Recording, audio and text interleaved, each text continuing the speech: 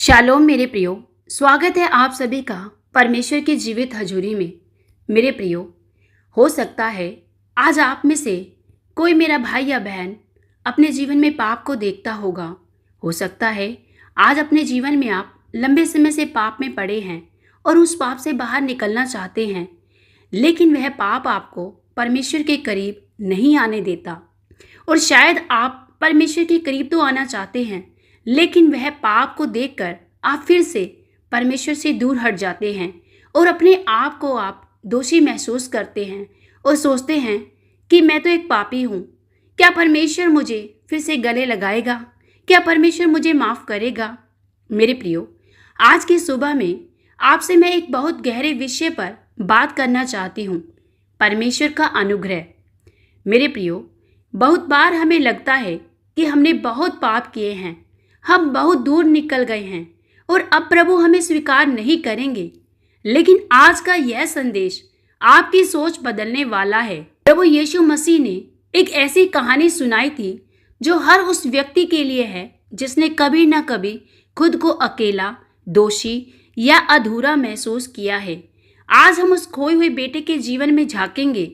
आप जहां भी हैं, अपनी आंखें बंद करके लंबी सांस ले, पूरी तरह से प्रभु की उपस्थिति में आ जाएं। आइए हम वचन को देखते हैं। इफिसियों अध्याय 2 आयत 8। क्योंकि तुमको अनुग्रह ही से विश्वास के द्वारा उद्धार मिला है, और यह तुम्हारी ओर से नहीं वरन परमेश्वर का दान है। मेरे प्रियो, जब हम लूका के अध्याय 15 में देखते हैं उस खोए हुए बेटे के बारे में, उस उड़ाऊ पुत्र के बारे में जो अपने पिता से संपत्ति को मांगता है, वह पिता से कहता है कि मुझे अपनी संपत्ति दे दो, और जो चाहे वह अपनी संपत्ति से कुछ भी करे, क्योंकि उसको अपने पिता की संपत्ति प्यारी थी। उस समय वह अपनी ऐश परस्तिश में वह जीना चाहता था। उस समय वह अपनी मन मर्जी करना चाहता था। वह पाप से भरी जीवन को जीना चाहता था। अपने समय को केवल और केवल आलस्य में, हर्ष उल्लास में, आनंद में और मनोरंजन में जीना चाहता था। और जब वह संपत्ति को ले लेता है तो वह दूर निकल जाता है और एक उड़ाऊ पुत्र की तरह अपने जीवन को जीता है। वह अपने सारी धन संपत्ति को पाप में, व्यभिचार में, ऐशो आराम में खत्म कर देता है। अब होता क्या है, वह एक भिखारी की दशा में आ जाता है और उसे अपने पिता की याद आती है। क्यों? क्योंकि उसके पास खाने के लिए कोई भोजन नहीं है। अब वह रोता है और पिता वही दूर खड़ा आज भी अपने बेटे के इंतजार में है। जब वह दूर देश में जाकर सब कुछ गंवा देता था, तब उसे याद आता है कि उसके पिता के घर में नौकर भी भरपेट भोजन करते हैं। मेरे प्रियो, क्या आज आप उसी सूखेपन में हैं? क्या आप अपनी उस मेहनत का फल नहीं देख पा रहे हैं? शायद आज आप भी सोचते हो कि मैं तो परमेश्वर तेरे साथ वफादार था, परमेश्वर मैं इस पाप में नहीं जीना चाहता था, लेकिन ये पाप ही है जो मुझे आपके करीब नहीं आने देना चाहता। मेरे प्रियो, क्योंकि पाप ही है जो आपको अपने उस पिता से मेल मिलाप करने से रोकता है। लेकिन जब उड़ाऊ पुत्र की तरह आप भी अपने पिता को याद करते हैं और अपने पिता के पास लौटने के लिए मन बनाते हैं, तो पिता भी आपको गले लगाता है।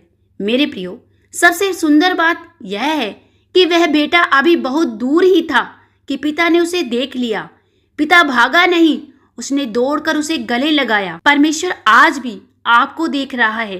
वह आपकी वापसी का इंतजार कर रहा है। वह आपसे यह नहीं पूछता कि तुमने पैसे कहाँ उड़ाए। वह सिर्फ आपको वापस पाकर खुश है। यही अनुग्रह है, यही परमेश्वर का सच्चा अनुग्रह है। मेरे प्रियो, आज आप अपने जीवन में कैसे भी पाप में क्यों ना हो, चाहे आपने व्यभिचार किया हो और आपको लगता हो कि मैं अब इस पाप से बाहर नहीं निकल सकूंगा, अब परमेश्वर मुझे माफ नहीं करेंगे।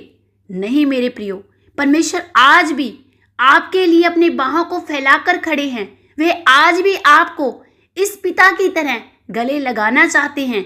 जैसे उड़ाऊ पुत्र के पिता ने अपने बेटे को गले लगाया, उसकी हर गलतियों को माफ कर दिया, उसे क्षमा करके अपने संपत्ति का, अपने घर का अधिकारी बनाया, वैसे ही आज परमेश्वर आपसे भी वादा करते हैं, मेरे बेटे मेरे पास आ, मेरे पास लौट आ, मैं तुझे गले लगाना चाहता हूँ, मैं तुझे अपने इस राज्य का पुत्र अधिकारी बनाना चाहता हूँ।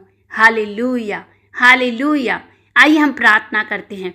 सर्वशक्तिमान महाजीवित जलाली प्यारे प्रभु यीशु मसीह, मैं दिल से आपका धन्यवाद करती हूँ प्यारे प्रभु, इस सुंदर दिन के लिए प्रभु। आज का ये सुंदर दिन आपने हमें दिया प्रभु, इसके लिए मैं आपकी शुक्रगुजार हूँ प्यारे प्रभु। मैं अपने इन तमाम प्यारे भाई बहनों को आपके पवित्र सामर्थी हाथों में सौंपती हूँ प्रभु।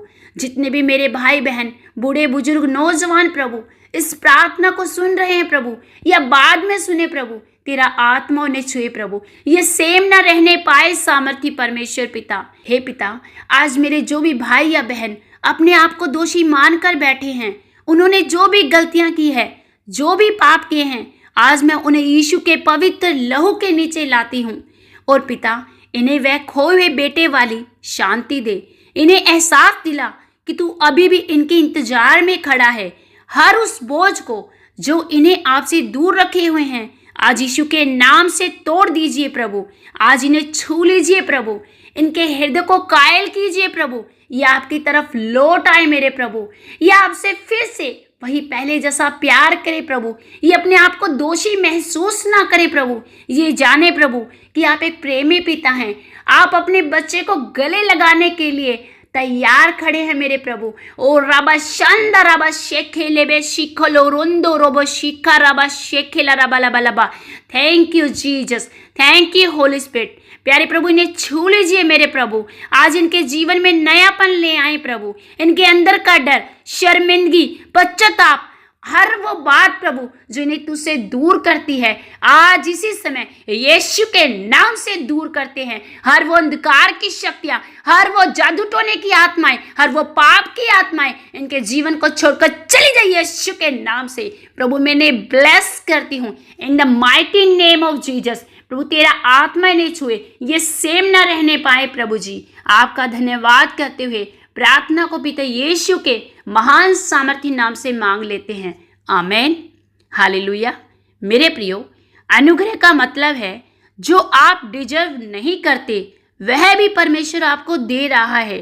आज दिन भर इस बात को याद रखना कि आप अकेले नहीं हैं, पिता की निगाहें आप पर हैं। अगर आज आपको इस संदेश से शांति मिली है तो कमेंट में अनुग्रह जरूर लिखें। परमेश्वर पिता आप सभी को बहुतायत सी आशीष बरकत दे। सबको जय मसीह की। God bless you.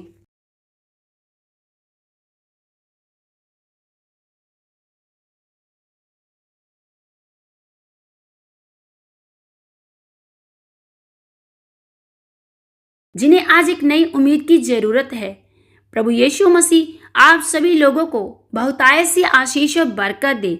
सबको जय मसीह की। God bless you.